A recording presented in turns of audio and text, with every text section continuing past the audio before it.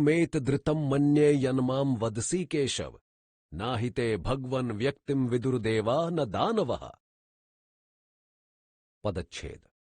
सर्वम यानी सबको, एतत् इसको, ऋतम यानी सत्य, मन्ये अर्थात मानता हूं, यत यानी जो, माम मुझसे, वदसी कहते हो, केशव क यानी ब्रह्मा, अ यानी विष्णु तथा ईश शिव रूपी तीनों शक्तियों से संपन्न ब्रह्म अर्थात हे कृष्ण, न यानी नहीं, ही यानी निश्चय ही, ते तेरी, भगवान हे संपूर्ण ऐश्वर्य, धर्म, यश, श्री, ज्ञान एवं वैराग्य से परिपूर्ण, हे परमेश्वर, व्यक्तिम अर्थात व्यक्तित्व को, लीलामय स्वरूप को, विदुः जानते हैं, देवः अर्थात देवता लोग, न अर्थात नहीं, दानवः अर्थात राक्षसगण।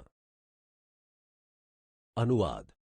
हे कृष्ण रूप ब्रह्म, जो कुछ भी आप मुझसे कहते हैं, इस सब को मैं सत्य मानता हूं।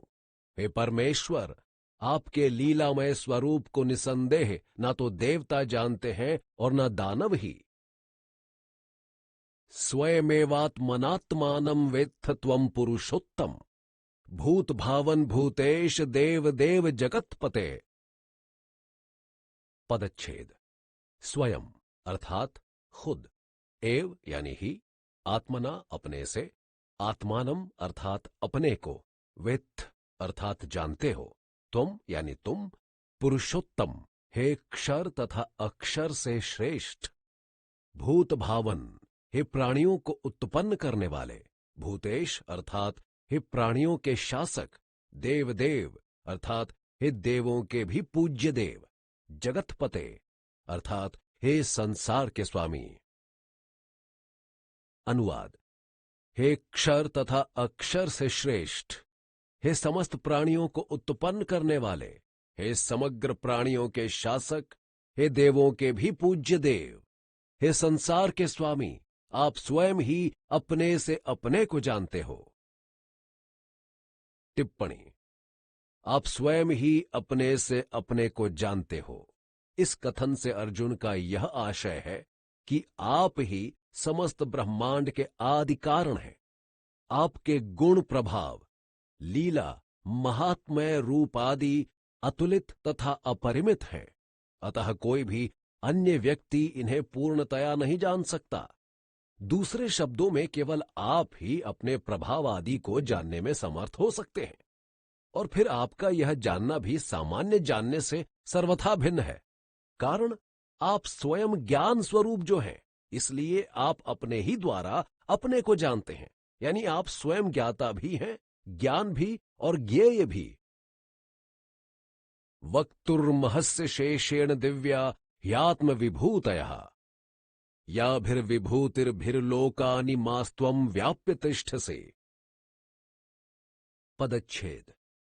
वक्तुम अर्थात कहने के लिए, अर्हसि अर्थात योग्य हो, अशेषेण अर्थात संपूर्णता से, दिव्या अर्थात ईश्वरियों अलौकिकों को, ही अर्थात ही, आत्मविभूतयः अर्थात अपनी विभूतियों को, या भी अर्थात जिनके द्वारा, विभूति भी अर्थात विभूतियों के द्वारा, लोकान यानी लोकों को, इमान अर्थात इनको, त्वम यानी तुम, व्याप्य अर्थात व्याप्त करके, तिष्ठसि अर्थात स्थित हो।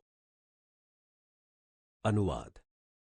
इसलिए हे भगवान, आप ही उन अपनी ईश्वरीय विभूतियों को संपूर्णता से कहने में योग्य हैं, जिन विभूतियों के द्वारा आप इन सब लोकों को व्याप्त करके स्थित हैं।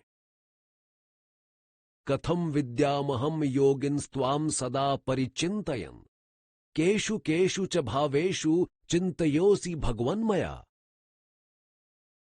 पदच्छेद। कथम अर्थात किस प्रकार, विद्याम जानू, अहम यानी मैं, योगिन अर्थात हे योगेश्वर, त्वाम यानी तुमको, सदा यानी निरंतर, परिचिंतयन अर्थात चिंतन करता हुआ, केशु यानी किन में, च यानी तथा, भावेशु अर्थात भावों में, चिंत्य अर्थात चिंतन ध्यान करने योग्य। असि यानी हो, भगवन अर्थात हे भगवन, मया अर्थात मुझसे। अनुवाद।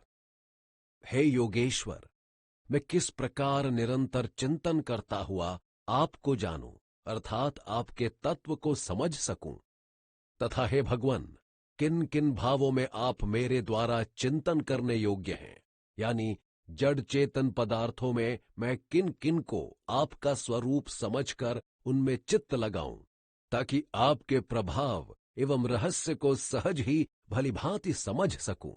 कृपया इन दोनों जिज्ञासाओं को शांत कीजिए।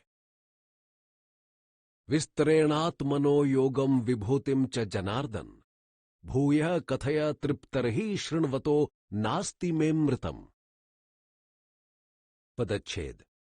विस्तरेण अर्थात विस्तार पूर्वक, आत्मनः अर्थात अपनी, योगम अर्थात योग शक्ति को, विभूतिम अर्थात विभूति को, च यानी और, जनार्दन हे कृष्ण, समस्त जन इच्छा पूर्ति के लिए जिससे याचना करें उसे जनार्दन कहते हैं।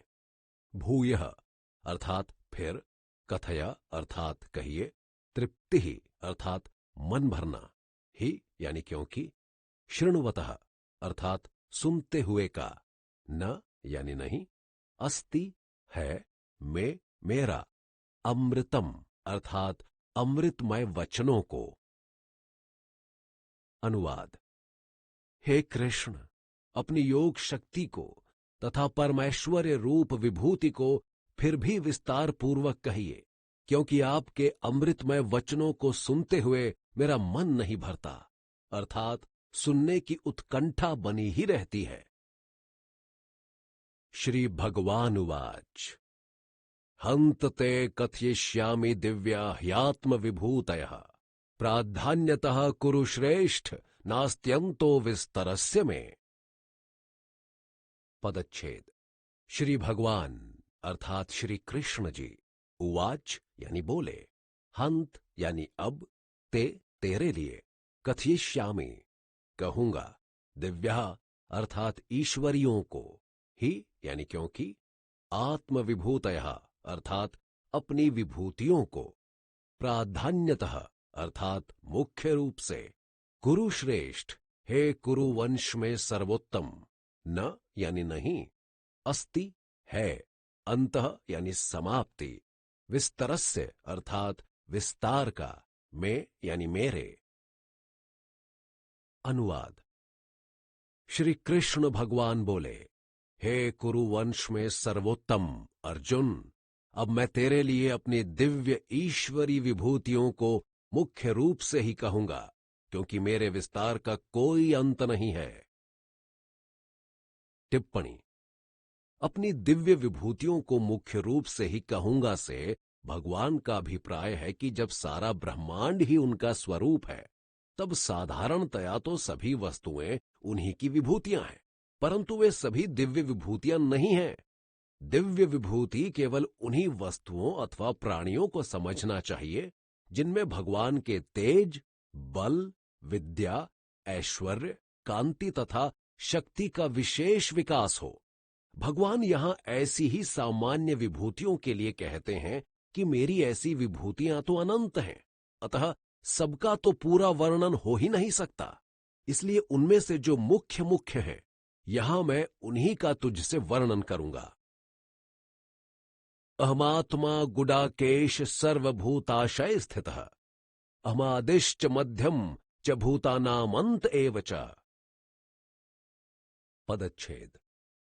अहम यानी मैं, आत्मा अर्थात आत्मा, गुडाकेश अर्थात हे निद्रा के स्वामी, नींद पर विजय प्राप्त करने वाले, सर्वभूताशय स्थितः अर्थात सब प्राणियों के हृदय में स्थित, अहम यानी मैं, आदि अर्थात आदि, च तथा, मध्यम यानी मध्य, च यानी और, भूतानाम अर्थात प्राणियों का, अंतः यानी अंत, एव ही, च यानी भी। अनुवाद।